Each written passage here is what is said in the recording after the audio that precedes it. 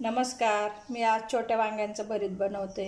गावरानी वांगे जे आपण भरली वांगी बनवतो ते वांगे. ते भरताचे वांगे, जळगावचे वांगे थोडे मोठे असतात, त्याची थोडीशी पानसट चव येते, पण याच्यात गर छान असतो.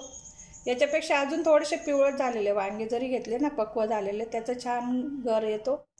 त्यात फोडणीसाठी एक कांदा घेतला आहे, मी बारीक चिरून घेतला. एक मोठा कांदा घेतला आहे. लसूणची चटणी घेतली, लसूण ठेचून घेतला आहे लाल तिखटमध्ये. थोडी हळद घेतली, मीठ अगदी थोडं, कोथिंबीर आणि तेल लागणार आहे आपल्याला फोडणीसाठी. वांग्यांचं वरचे देठाकडची साल काढून घ्यायची सुरीने किंवा हाताने, निघते ती सगळी काढून घ्यायची आणि तेल लावून घ्यायचं त्यांना. जे भाजताना वरचा पापुद्रा काळा वेगळा होईल ते.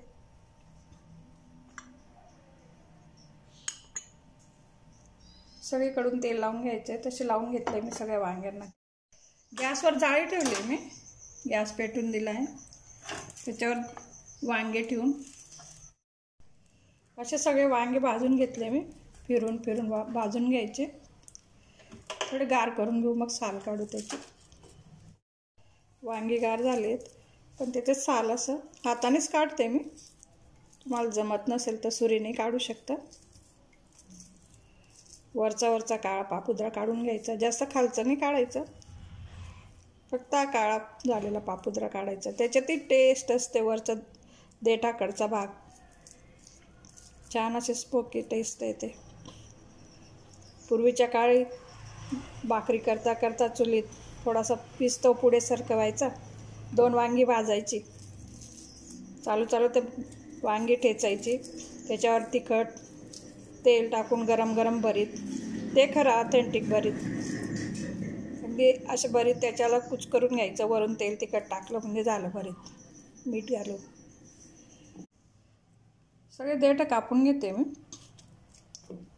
देठांमध्ये खरी चव असते. याच्यात तेल मीठ घालून हे तर वाया कोणीच जाऊ देत नाही. हे वांगी ठेचायचं, बडगा म्हणतात त्याला. बऱ्याच जणांचे विचारणा झाले कुठे मिळतो. यात्रा असतात, यात्रांमध्ये येतं विक्रीला, स्पेशल भरितासाठी.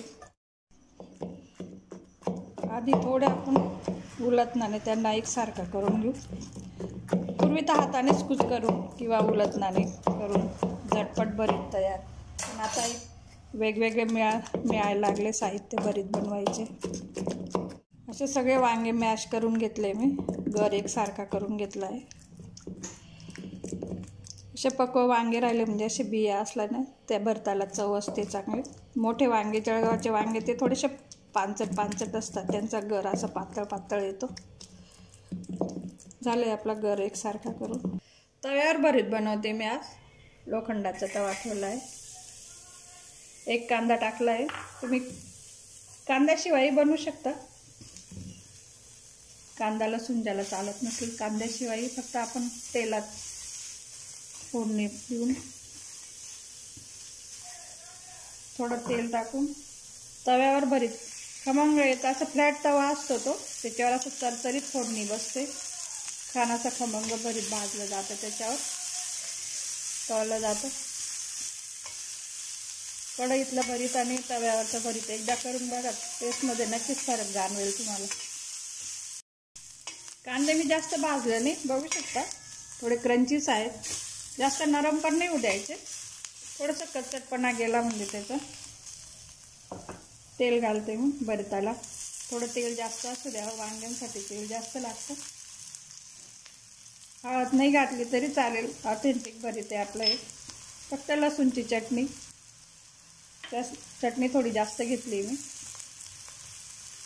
असं चमचमीत खमंग भरीत बनवायचं आहे आपल्याला. तिखट झणझणीत खानदेशी वांग्यांचं भरीत.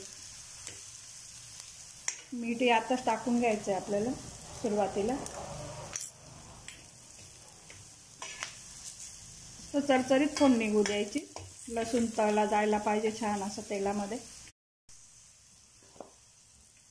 वांग्यांचा गर टाकून घेते मी.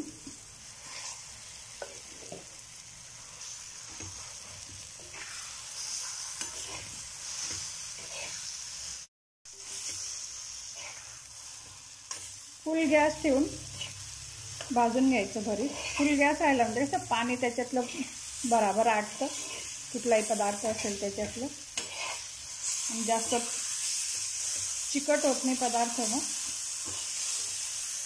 2 व्हिडिओ आपण आधीच टाकलेले भरिताचे, मोठ्या वांग्यांचं भरीत, कोथिंबीर,